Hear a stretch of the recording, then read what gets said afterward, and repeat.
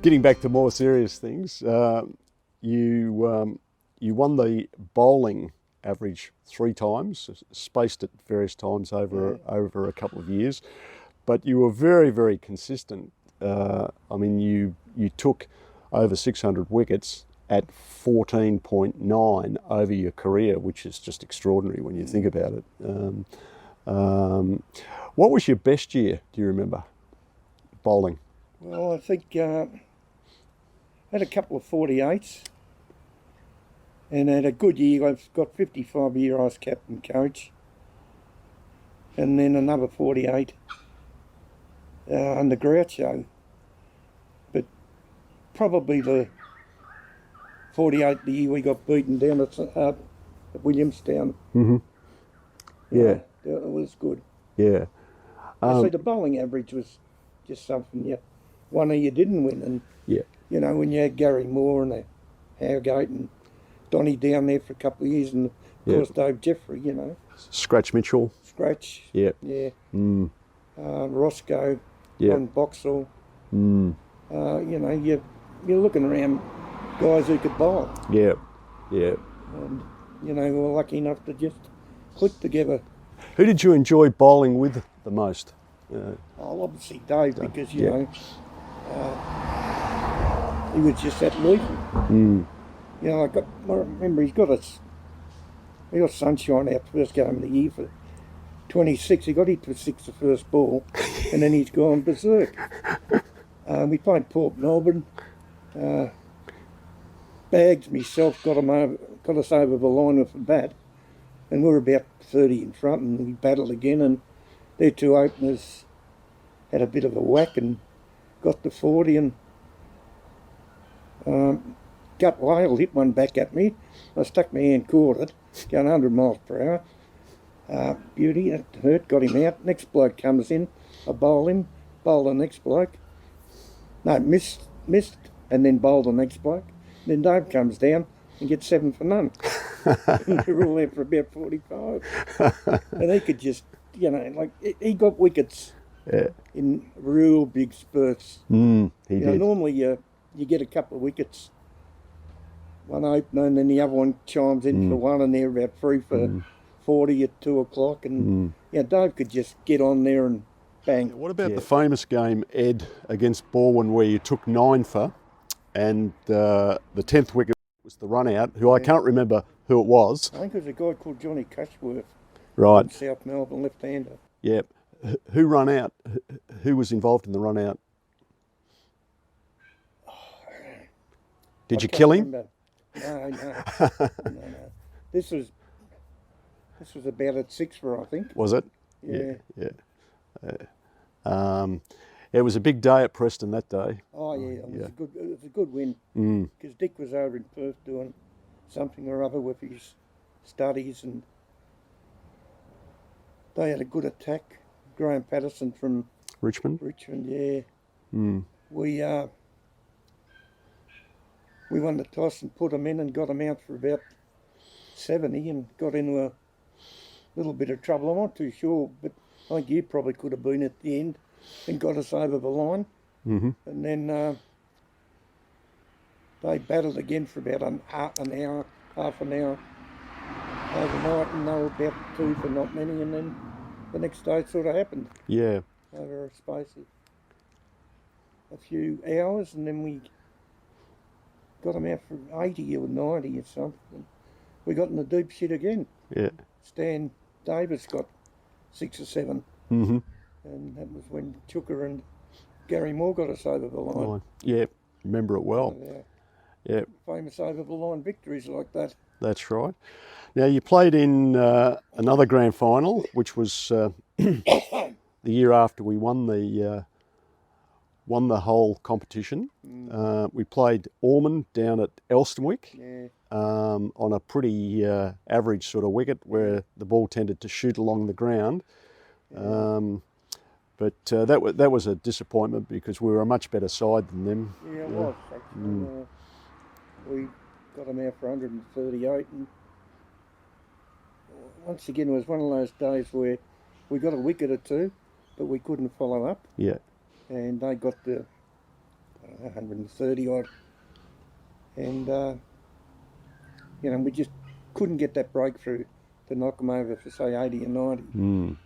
And Yeah. then a couple of us earlier batsmen like yourself and Dick, one of you's got a grubber and the other one come in and got a grubber and then a flyer and was given out, and then, you know, it was just, we couldn't get it. Somebody made 20, maybe Wacker or Nammer, but that was about it. We just couldn't get any partnerships going. And then it was a 3-day final and Dave got 8 wickets and we dropped Mick Patterson, who batted like he's a terrible player. He just had no shots and he just stuck around and stuck around and stuck around. We couldn't get him out, and then we dropped him twice in consecutive balls, and it's just one of those days. Yeah. The following year, you were appointed captain coach. So by that stage, you're only about 25, 26. Yeah. So that was a big challenge for you. Oh, yeah. Yeah. Was it a hard pre-season that you gave the troops? No, not really. Not really? Actually, those were the days when we used to play the first two Saturdays of the season. It was also one of the years where I think we moved off the ground and had our practice wickets in the back corner. Right, okay. Which in retrospect was probably a mistake. Yes. Because we went from having, 5 wickets a night. Yeah. Where your Harries could bowl full out to 2 wickets a night, where Gus Wilson or somebody rolling the ball over and knock your head off. Mm. He was capable of that. Oh, he was. Yeah. Yeah. So we lost Dave Jeffrey. Yeah, we did, for that year. Played one game and then retired. That's right. And then losing Dick, of course, took... and I think Peter Johnson also had given it away. So we lost some good players. Yeah, we lost Dick for the first half of the season. Yeah. Because he was finishing off his... was being Wallop course in his head over in Perth. Right, yeah. And then he came back and...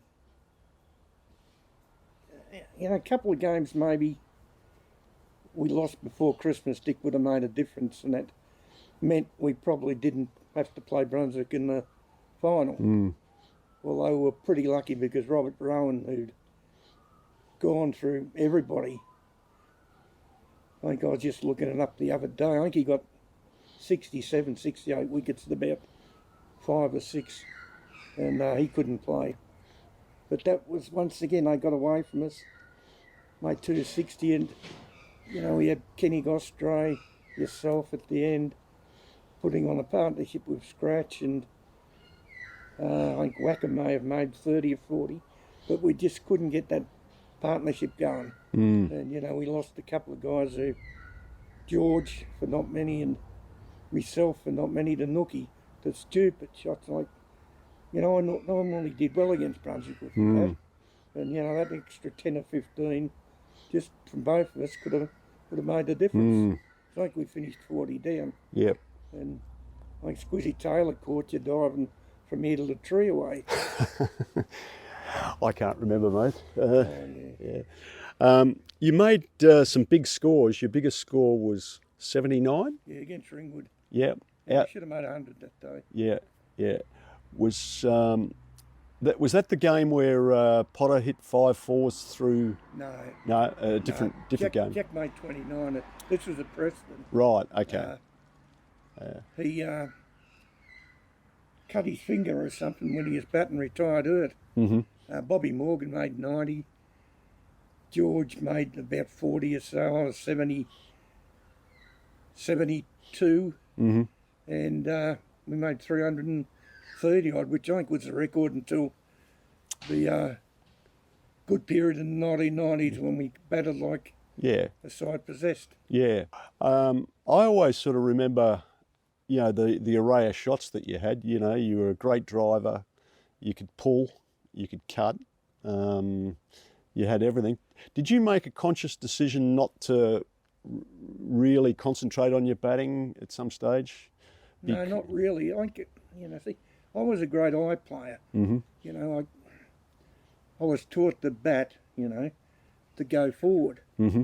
And, just doing that limits you if your eye isn't right. Mm-hmm. And everybody knows that's what you do. Yeah. And you can sort of get runs. To me, it's always easy if you're an opener or batting up there, to get runs because the field is, there's more spaces.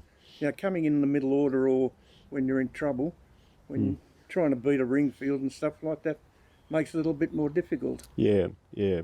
And also, I like to get on with it. Yeah. And, you probably play a few shots when you get tied down that you shouldn't. Yeah. You probably disrespect some bowlers by sitting watching them bowl. Yeah. So, should I could hit that? Yeah. And unfortunately, you can't. Yeah. Well, one of the everlasting memories I have of you is your ability to bowl long spells regardless of the conditions. Now, you weren't one for running laps at training or anything like that. You just bowled at training. Yeah, So, that's right, what's your views on that? These days, where blokes are only allowed to bowl 63 balls in a week or something like that. when we were in the first at Marsland, we trained 2 nights a week, and you had a squad of 12 or 13. You'd train for an hour and a half, so you'd bowl for an hour and a half.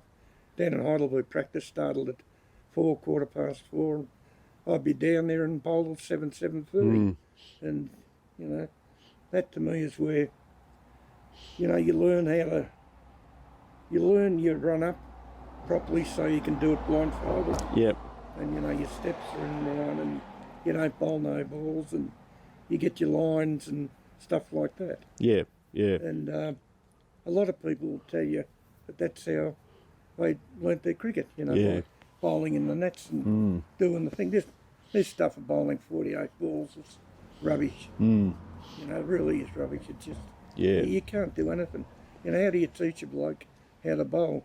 Yeah. You can't, it takes years, or at least a year in the net with somebody really getting into him, standing next to him and telling him what to do and showing him what to do.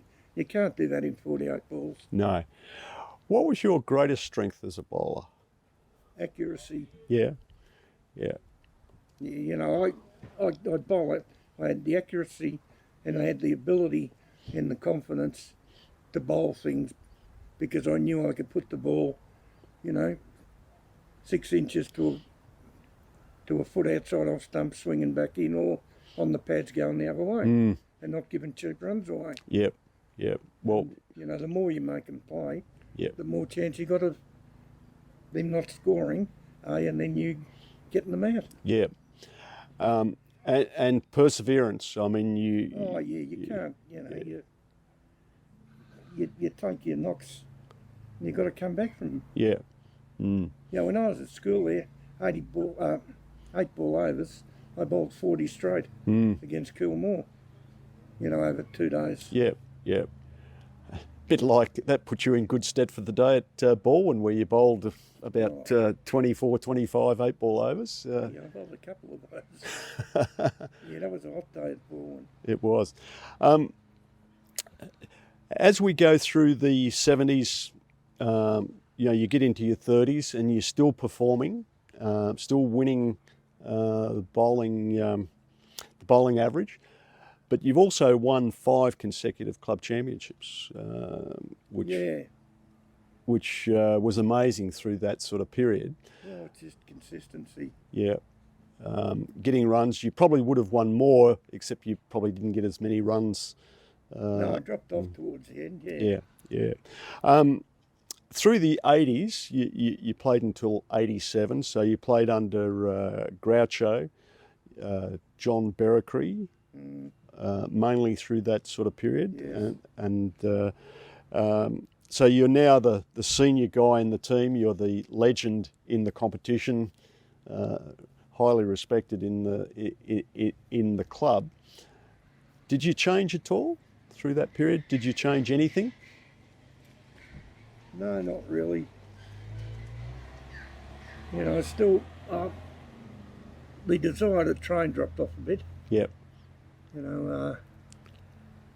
If we'd had any rain around, you wouldn't go down there, because, you just did boring stuff. Yeah. What did you think was boring? Well, endless bloody catches being hit to you and running around and doing things, you know, like pre-season one year there, the ground was always getting top dressed. Yeah. So the week before the season started, you go to practice and you probably get to 5:45 to practice. Then you go out in the field, and field's top dressed, and the brilliant idea was to get baseballs in. And then you had whacking them 2 miles in the air with mud on them. A good ball to catch. Well, yeah, especially when there's white clouds and there's dark clouds. And I remember footy training, same thing. They brought some white balls in, they were great, except you got mud on them, and they'd be spinning, and you'd see something and you wouldn't see something. And I wasn't prepared to mess around and break fingers and stuff like that. But, you know, to me, what seemed useless practice, you know, Ron Barassi said, practice doesn't make perfect, perfect practice makes perfect. And, you know, I know it's very hard to mould things around different individuals and stuff like that. You got to treat the older players differently to the younger players, and you've got to make practice interesting, whether it's fielding and stuff like that. And I suppose you're limited at cricket to make it interesting. Yeah.